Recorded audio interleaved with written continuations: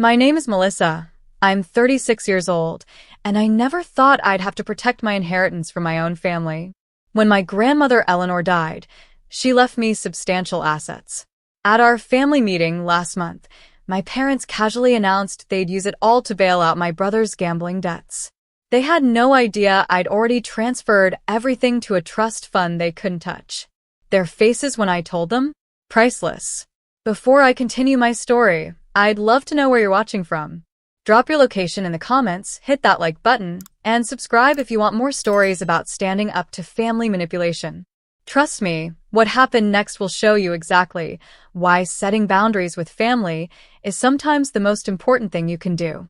The text from my mother came on a Tuesday afternoon while I was finishing up with a client at my financial advisory firm in downtown Chicago. Family meeting this weekend. Important matters to discuss. Be at the house by 3 p.m. Saturday. No further explanation, no context, just the usual Martha Brooks command performance. I felt that familiar knot form in my stomach.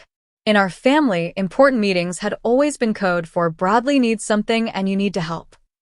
My younger brother had been the golden child since childhood, with my parents rushing to solve every problem he encountered, while I was expected to be the responsible, self-sufficient one who would ultimately clean up everyone's messes. Another family emergency? Veronica asked, leaning against my office door frame. My best friend since college, and now my business partner, she could read my expressions better than anyone. Apparently, I sighed, showing her the text. "Want to bet it's about Bradley again?" "No bet," she laughed dryly. "What is it this time? Another failed business venture? Divorce number 3? Tax problems?" I rubbed my temples, feeling a headache forming. "I don't know, but it's important enough for a formal summons." What made this timing particularly suspicious was that it had been 18 months since my grandmother Eleanor had passed away. Grandma Eleanor had been my rock, the one person in the family who truly understood me. While my parents doted on Bradley, she had taken me under her wing, teaching me about financial independence and self-respect. Her estate was substantial, a beautiful historic property in Vermont, a diverse investment portfolio she'd built over decades, and a collection of family heirlooms including jewelry that dated back generations. The inheritance process had been slow, partly due to the complexity of her estate and partly because of some unusual stipulations in her will. But the final distributions were scheduled for next month, and suddenly my parents wanted an important family meeting. "You know," Veronica said carefully, "I've been hearing some things about Bradley through the grapevine. Cassandra at the investment firm mentioned seeing him at the Riverfront Casino several times last month." That caught my attention. "Bradley's gambling again?" Veronica nodded. "Apparently, he's been there almost every night, and not at the small stakes tables." A chill ran through me. Bradley had struggled with gambling in his 20s, burning through his trust fund before our parents bailed him out. He'd supposedly gotten it under control, but addiction rarely just disappears. That evening, instead of preparing for my client meetings the next day, I found myself digging through old family financial documents. As both a financial advisor and the only family member with any actual financial sense, I had copies of most of the important family papers. Grandma Eleanor had insisted on it. What I discovered in those financial records changed everything. By the time I walked into that family meeting, I was 10 steps ahead of their plan to rob me blind. Growing up in the Brooks household meant understanding your role early. Mine was to be the responsible, level-headed daughter who never caused trouble. Bradley, 2 years younger, was the charming son who could do no wrong. When I got straight A's, my report card would be acknowledged with a nod. When Bradley managed to get CS instead of DS, there would be celebrations and rewards. "You don't need the praise, Melissa," my mother would say. "You're naturally good at school. Bradley has to work harder." This logic extended to everything. I didn't need attention because I was self-sufficient. Bradley needed constant support because he struggled. My salvation came in the form of my grandmother Eleanor, my father's mother. A widow who had managed her late husband's manufacturing business for 20 years after his death, she recognized something in me that my parents overlooked.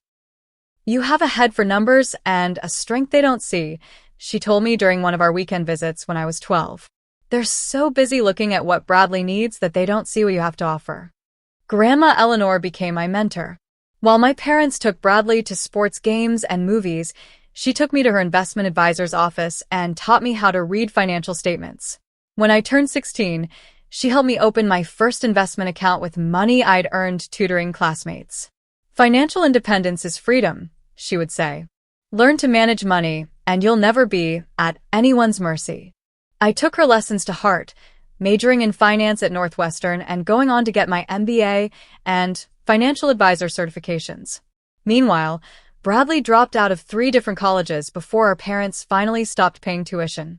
Instead, they funded a series of business ventures. A sports bar that closed within 8 months, an app development company that never developed a single viable product, and a luxury car rental service that somehow lost 6 figures before folding. After each failure, there would be a family meeting. My parents would explain how Bradley just needed one more chance, and how families should support each other. These meetings inevitably ended with my parents restructuring family assets or taking out loans against their property to bail Bradley out. "Your brother has big dreams," my father Richard would say defensively when I questioned these decisions. "He's just had bad luck." It wasn't luck, it was incompetence combined with entitlement. Bradley expected success without work and rescue, without consequences. The pattern continued into our 30s. I built a successful financial advisory practice, got married to Nathan, a software developer who saw through my family's dynamics immediately, and eventually divorced when our careers pulled us in different directions. Through it all, I maintained my financial independence, just as Grandma Eleanor had taught me. Bradley, meanwhile, cycled through jobs, relationships, and money as if they were disposable. By 34, he had 2 failed marriages, multiple credit card defaults, and a reputation in Chicago business circles as someone to avoid partnering with. When Grandma Eleanor became ill with cancer 3 years ago, I was the one who moved her into my guest room and coordinated her care. My parents visited occasionally, and Bradley showed up exactly twice, both times asking her for money while she was on her deathbed. During one of her final lucid days, Grandma Eleanor held my hand and told me something I would never forget. "I've arranged things to protect you, Melissa," she whispered, her once strong voice now frail. "The bulk of my estate will come to you. Not because I love you more, but because you're the only one who understands its value beyond just money." She made me promise to use the inheritance thoughtfully, to maintain the Vermont property where 4 generations of our family had spent summers, to continue the charitable foundation she'd established, and to preserve the family heirlooms for future generations. "Your parents won't understand my decision," she warned. "They'll try to convince you to share everything equally, regardless of the consequences. Stand firm." After she passed, the initial reading of the will had gone exactly as she predicted. My parents were shocked to learn that while they received some specific bequests and Bradley got a modest trust that could only be accessed for education or starting a legitimate business, with trustee approval, I was the primary beneficiary. "There must be some mistake," my mother had said to Calvin Spencer, Grandma's attorney of 30 years. "Eleanor wouldn't have wanted to create division in the family like this." "Mrs. Brooks, I assure you, Eleanor was quite clear about her wishes," Calvin had replied firmly. "She revised this will 3 times in her final year to ensure it precisely reflected her intentions." In the 18 months since, there had been constant pressure. Subtle comments at family dinners about what Grandma would have wanted. Emails with links to articles about siblings sharing inheritances equally. Pointed questions about when the estate would be settled. I had maintained my boundaries politely but firmly, honoring my promise to Grandma Eleanor. The Vermont property was being restored according to historical preservation standards. The investment portfolio remained intact, with the specified portions of earnings going to the foundation. The family heirlooms were being properly cataloged and insured. Nathan had called me just last week, one of our occasional check-in conversations since the divorce. "How's the inheritance situation?" he'd asked. "Still getting pressure from the vultures?" "Nathan," I'd admonished, though I couldn't help laughing. "They're still my family." "Family doesn't try to separate you from what's rightfully yours," he'd replied. "Your grandmother knew exactly what she was doing." She was protecting her legacy from their mismanagement. After hanging up, I'd reflected on how right both Nathan and Grandma had been. Just last month, I discovered that my parents had somehow accessed information about the estate accounts that they shouldn't have had. Small inconsistencies in statements, questions they asked that revealed knowledge they shouldn't possess. Something wasn't right, and with the family meeting looming, I needed to find out what was really going on. The day after receiving my mother's text, I called Calvin Spencer's office and scheduled an urgent appointment. Calvin had been my grandmother's attorney for decades and was serving as the executor of her estate. If anyone knew what was happening behind the scenes, it would be him. His office was in one of Chicago's historic buildings, all polished wood and leather furniture that had been there since the firm was founded in the 1890s. Calvin, now in his 70s with silver hair and sharp blue eyes, welcomed me with a concerned expression. "Melissa, I was actually about to call you," he said after his secretary had brought us coffee. "There have been some unusual inquiries about your grandmother's estate." "From my parents?" I asked, though I already knew the answer. He nodded. "Your father has requested copies of all account statements and property deeds. He claimed you had asked him to review everything before final distribution." "Which I absolutely did not," I clarified. "I assumed as much, which is why I didn't provide the documents." Calvin opened a folder on his desk. "However, I've noticed some concerning account activity that I wanted to discuss with you." He showed me records indicating that someone had attempted to access the investment accounts using the secondary password that had been established during Grandma's illness. There were also inquiries to the Vermont Property Management Company about appraisal values and potential selling procedures. "I don't understand," I said, though a sinking feeling in my stomach suggested I did. "Why would anyone be looking into selling the property?" "Grandma specifically wanted it kept in the family." Calvin looked uncomfortable. "Your father mentioned something about family financial restructuring that would be more beneficial given current circumstances. He implied this was being discussed with all parties."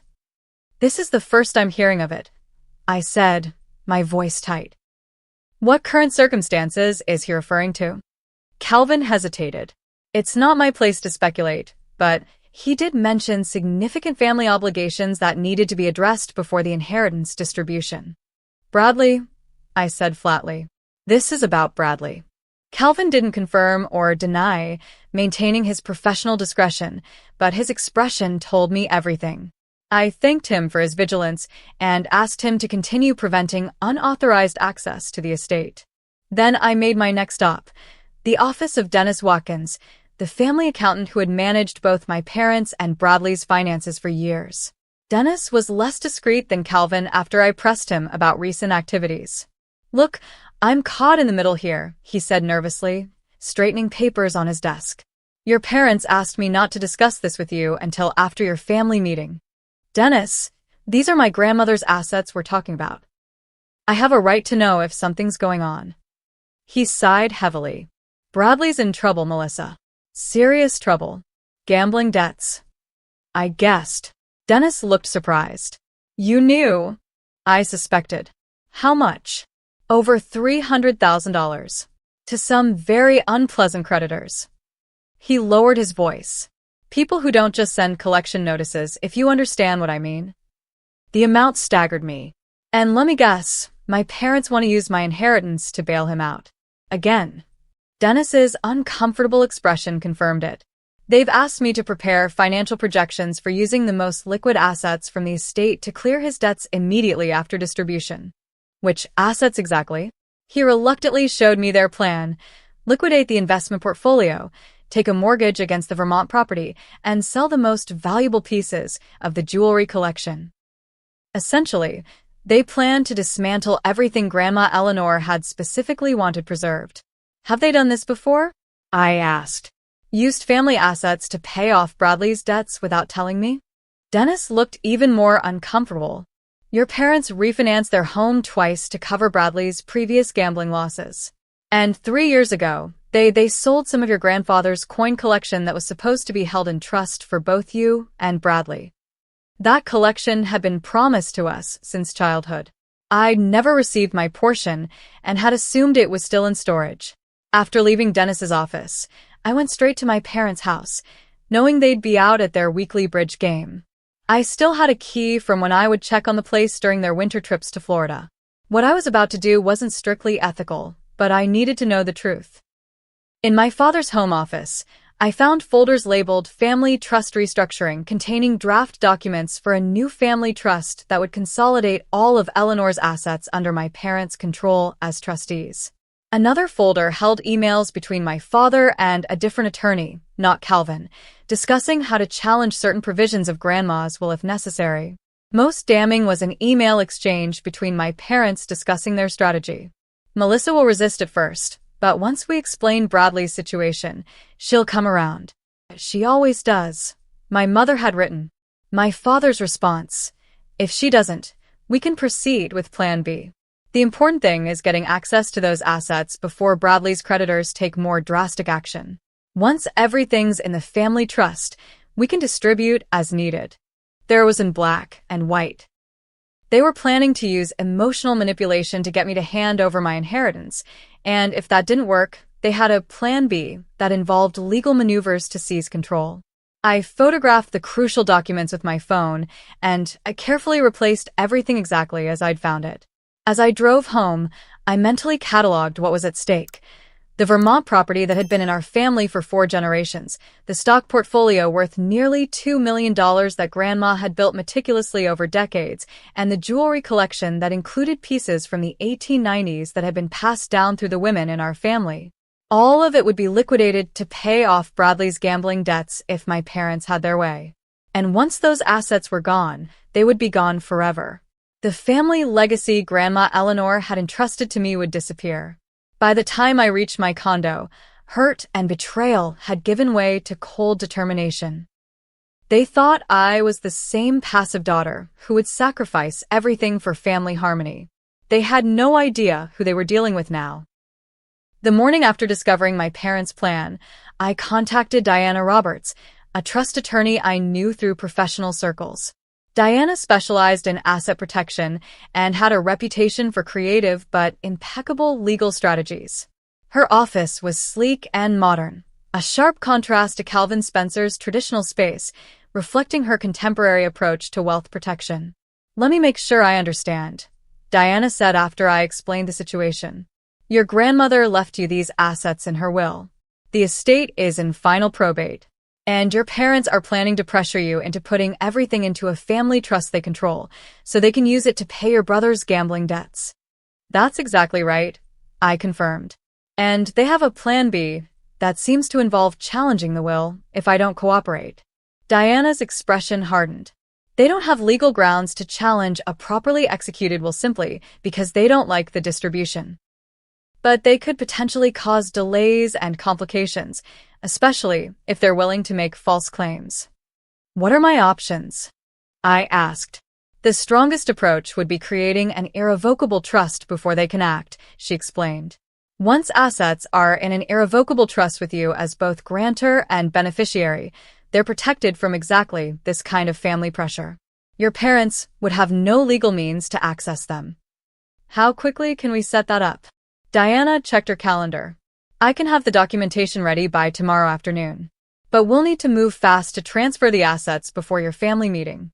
"When is it scheduled?" "Saturday at 3. That gives us 3 days. It's tight but doable." She began taking detailed notes. "We'll need to contact Calvin Spencer immediately to coordinate." What followed was a whirlwind of activity.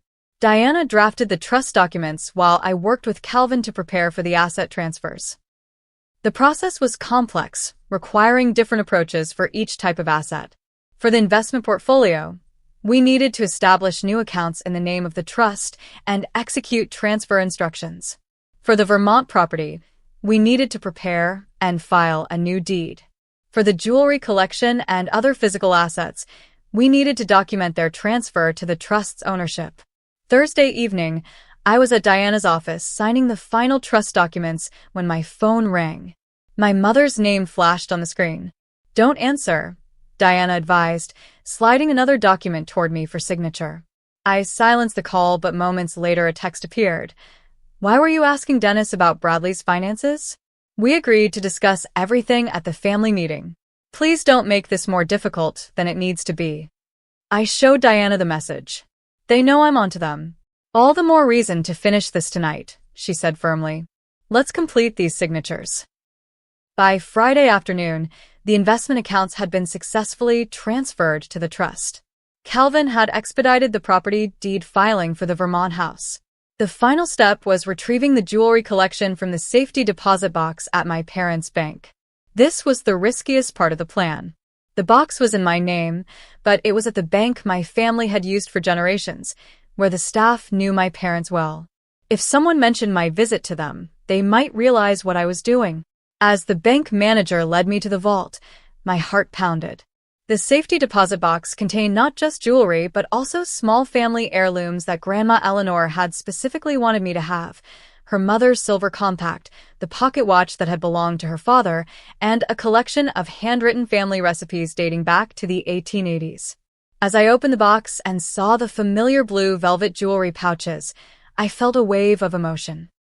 I carefully unwrapped the emerald necklace that Grandma had worn on special occasions, remembering how she had placed it around my neck on my college graduation day.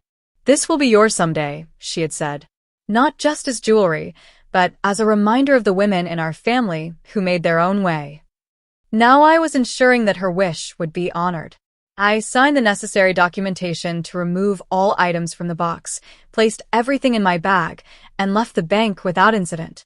By Friday evening, I met with both Calvin and Diana to verify that all assets were secure in the irrevocable trust. The timing had been perfect. Everything was officially transferred less than 24 hours before the family meeting. Your grandmother would be proud, Calvin said, a rare smile crossing his usually formal features. She always said you had a backbone of steel when it mattered. What should I expect tomorrow? I asked them both. They'll be shocked, then angry, Diana predicted. They might threaten legal action, but there's nothing they can actually do. The trust is ironclad. Just remember, Calvin advised, keep your emotions in check no matter what they say. The moment this becomes about family feelings rather than legal rights, they'll try to manipulate you. That night, I barely slept, rehearsing what I would say and how I would respond to their inevitable arguments. By morning, I felt calm but alert, like a chess player who had anticipated her opponent's moves several turns in advance. As I drove to my parents' suburban home that afternoon, I thought about all the previous family meetings where I had acquiesced to maintain peace. All the times I had put Bradley's needs before my own because it was expected. How different today would be. I parked in the driveway of the colonial-style house where I'd grown up, noting that Bradley's new Audi was already there. Apparently, his gambling debts hadn't affected his car choices. Taking a deep breath, I gathered my documentation folder and walked to the door, ready for whatever came next. The heavy oak door of my childhood home swung open before I could even ring the bell. My mother stood there in her powder blue cardigan and pearls, the picture of suburban maternal perfection. Melissa, finally. Everyone's waiting in the living room, she said, her voice carrying that artificial cheerfulness she used when orchestrating one of her scenarios. She hugged me briefly, the scent of her Chanel No. 5 bringing back a flood of memories, not all of them pleasant. The living room was arranged like a stage set. My father occupied his usual leather armchair, reading glasses perched on his nose as he reviewed some documents. Bradley slouched on the sofa, his expression a mix of anxiety and entitlement. He barely looked up when I entered.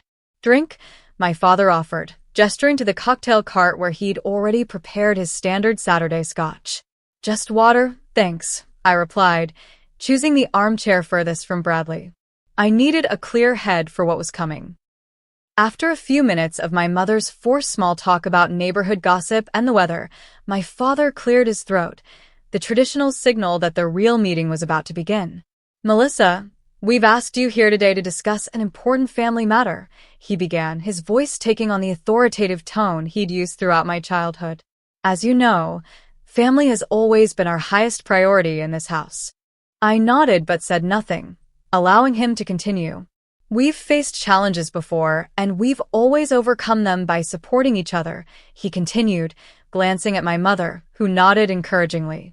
That's what families do, They stand together during difficult times. Richard, just tell her. My mother interjected with feigned impatience. Melissa understands family loyalty. My father adjusted his glasses. Your brother has experienced some financial setbacks recently.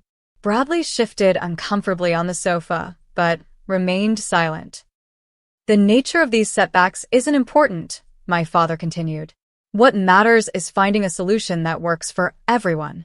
I think the nature of the setbacks is very important, I said quietly. My mother shot me a warning look before jumping in. Bradley has had some gambling issues resurface. But he's getting help now, aren't you, Bradley?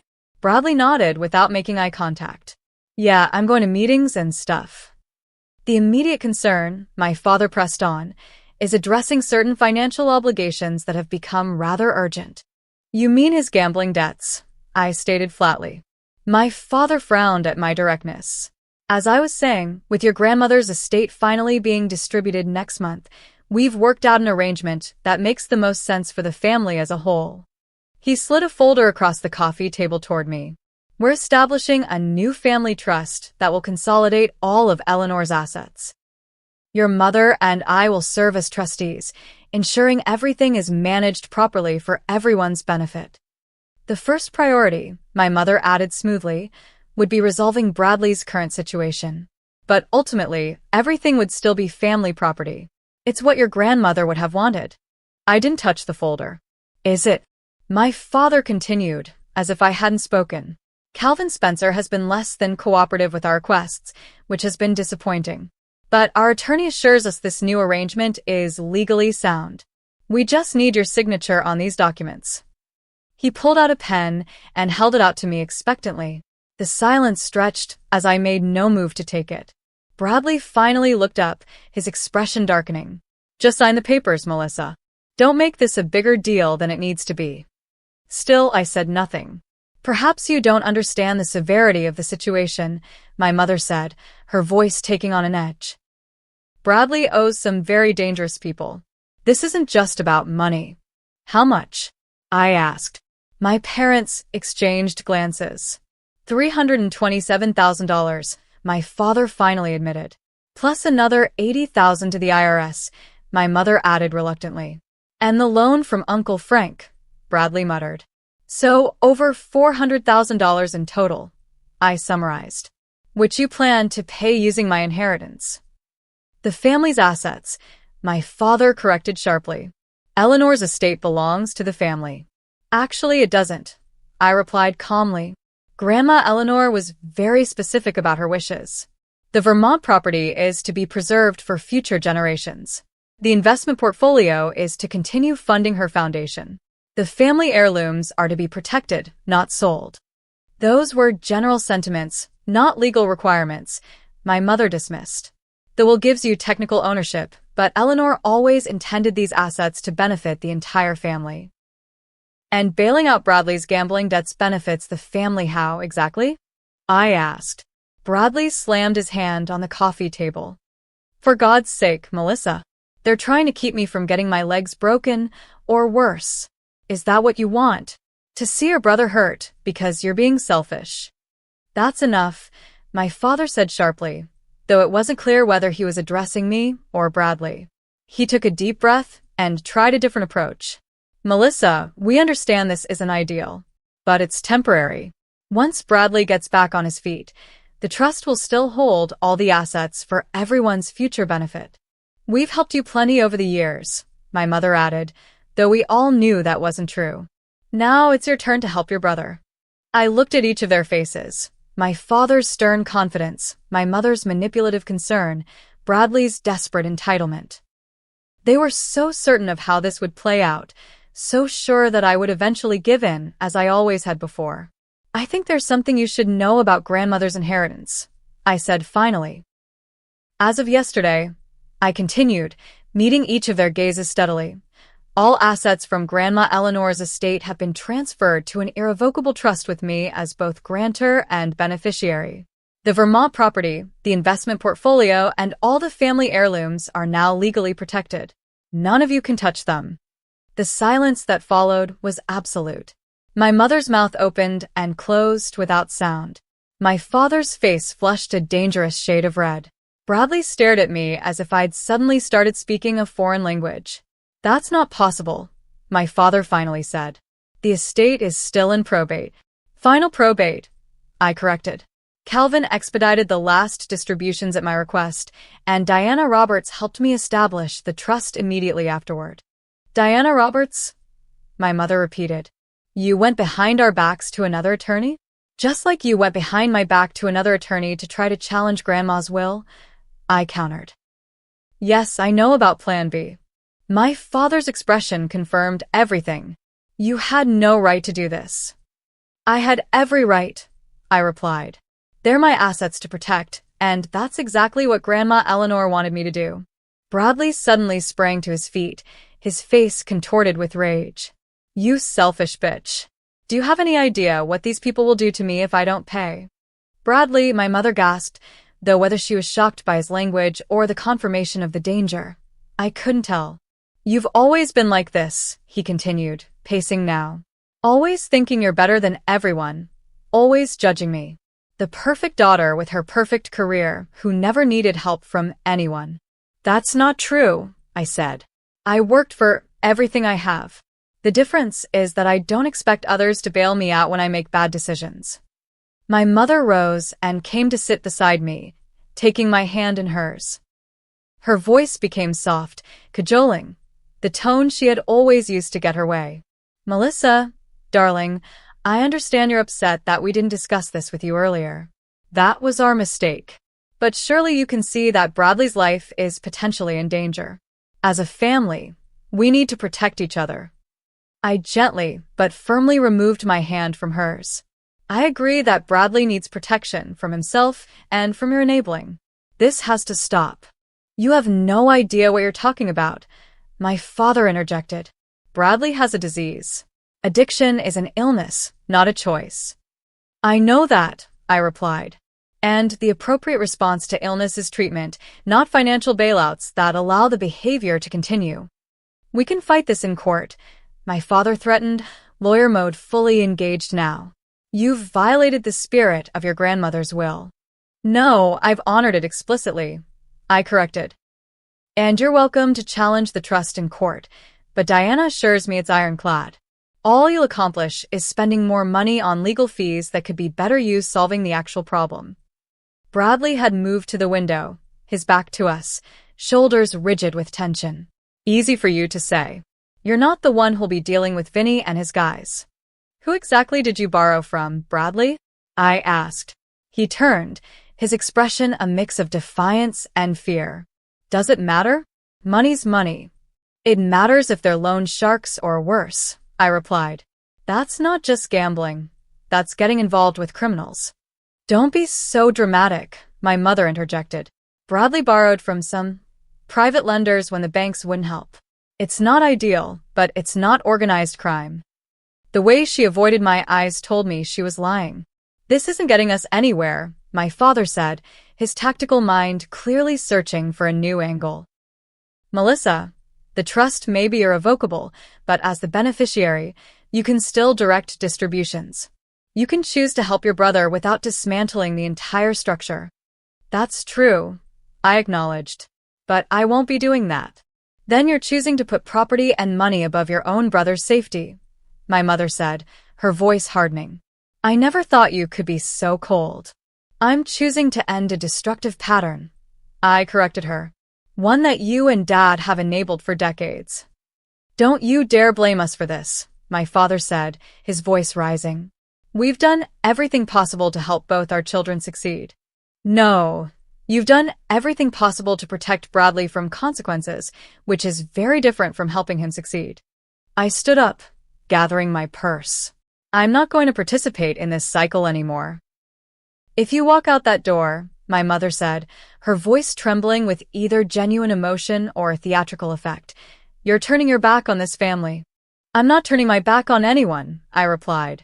I'm just refusing to set myself on fire to keep everyone else warm. We'll contest the trust, my father called as I reached the doorway.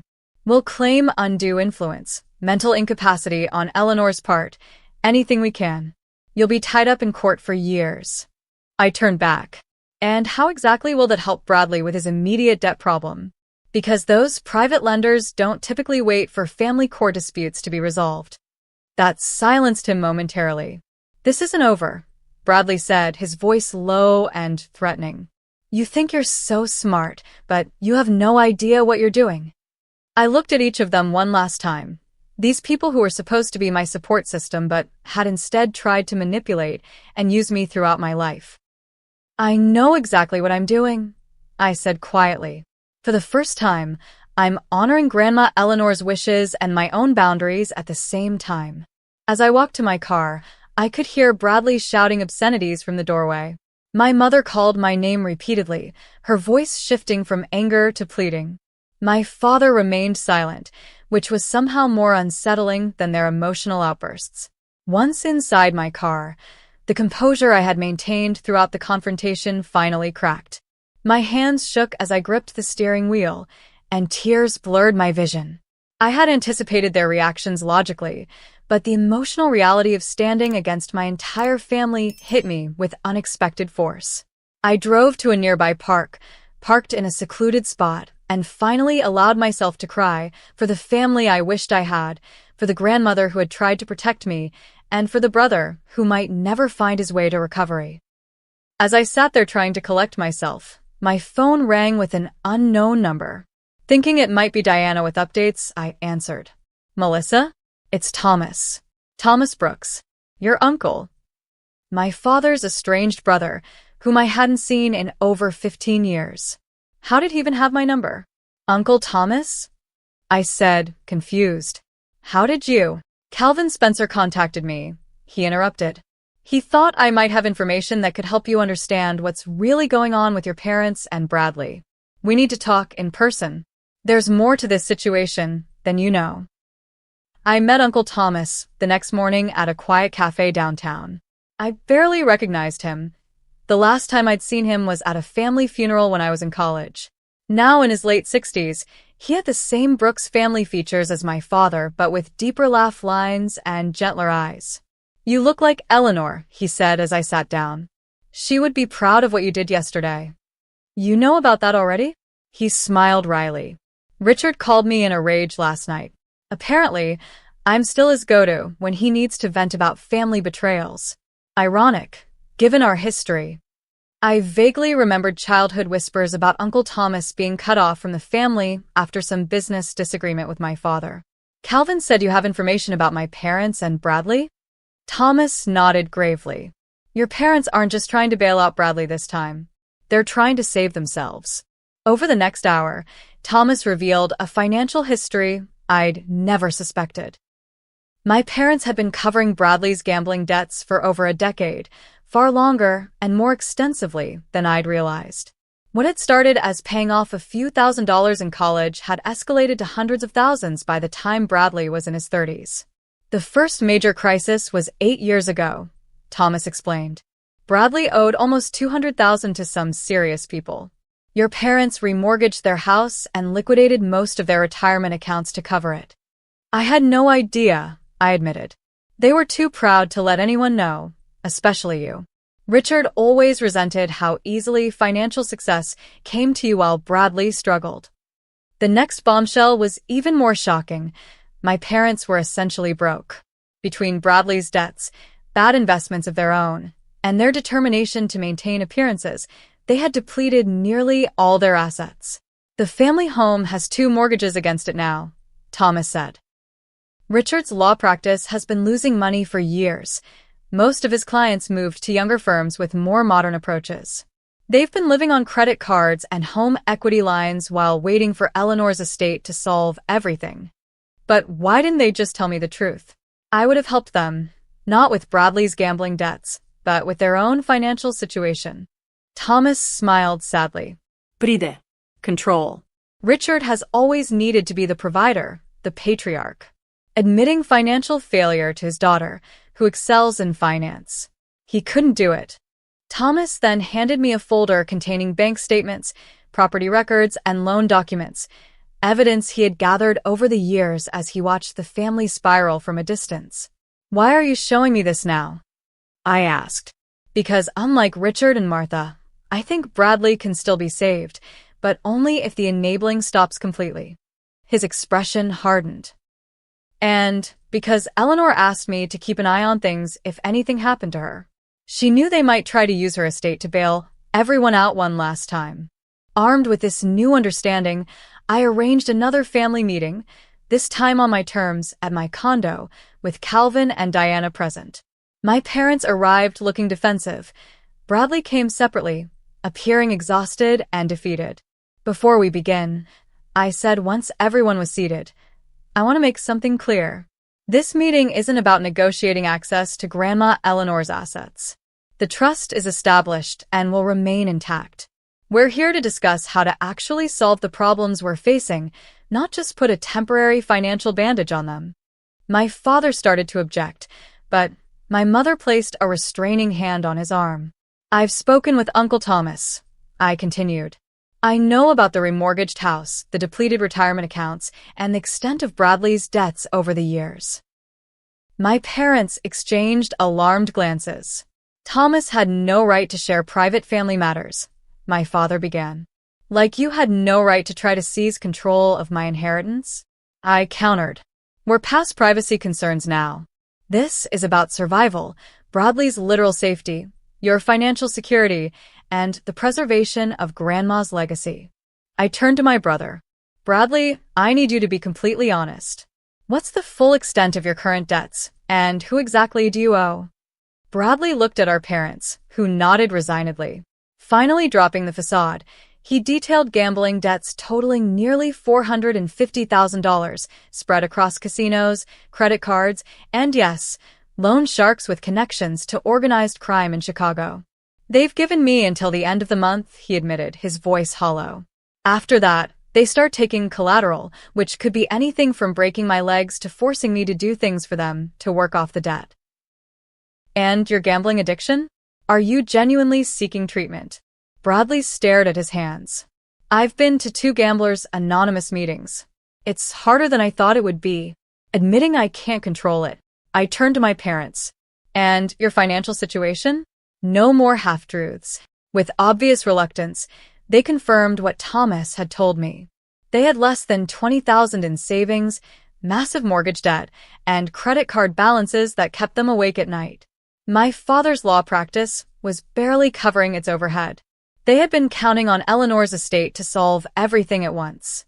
Here's what's going to happen, I said after everyone had finally laid their cards on the table. I'm not going to dismantle Grandma's legacy to enable more destructive behavior. But I'm also not going to abandon my family.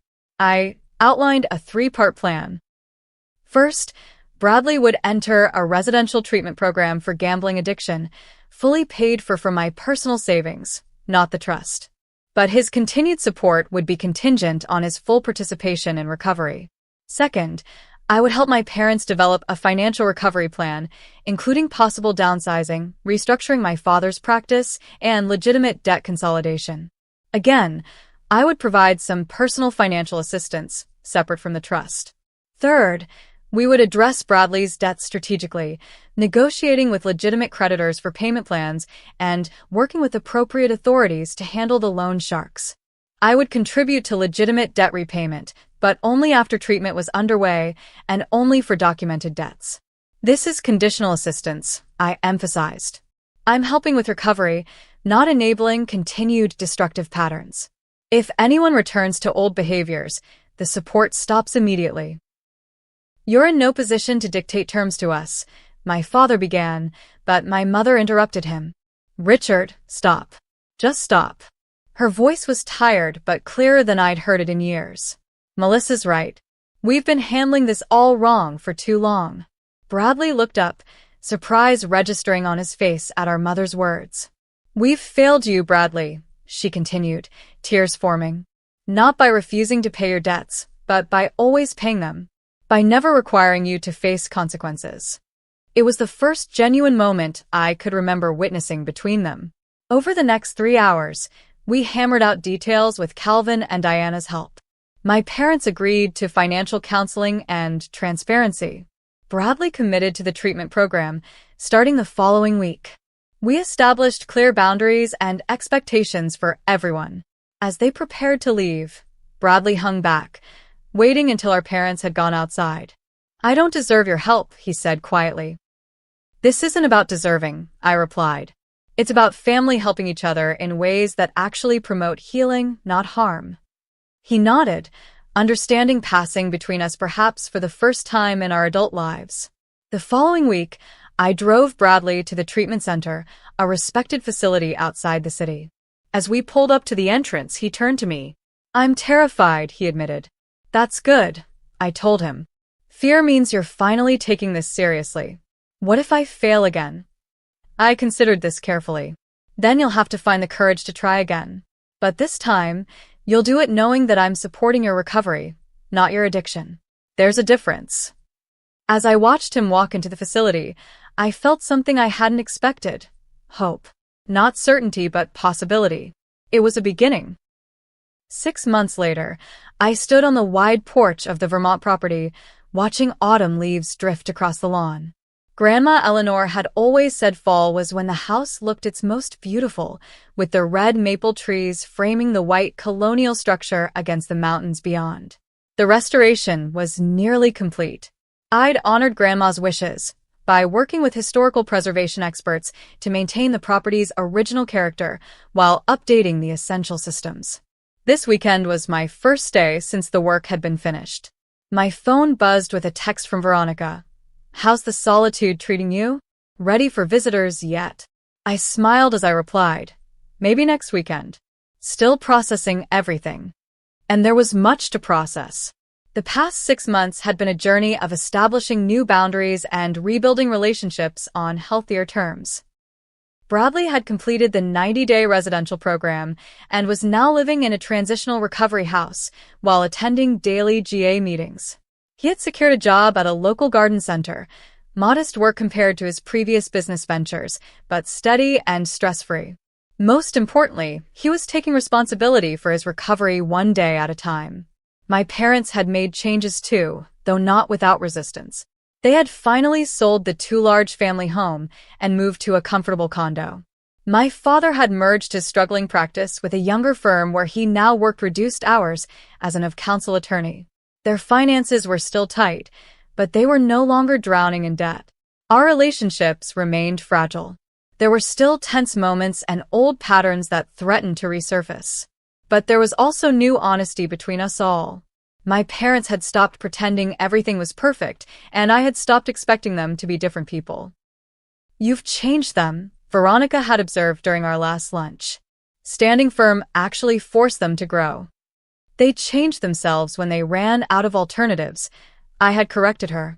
"I just refused to be the alternative this time." Now, sipping coffee on the porch that had witnessed 4 generations of family gatherings, I reflected on what this inheritance truly meant. Yes, there were the material assets, the property, the investments, the heirlooms. But Grandma Eleanor had left me something far more valuable, the courage to establish boundaries and the wisdom to recognize the difference between helping and enabling. A car appeared on the long driveway, unexpected but instantly recognizable. Nathan's blue Subaru.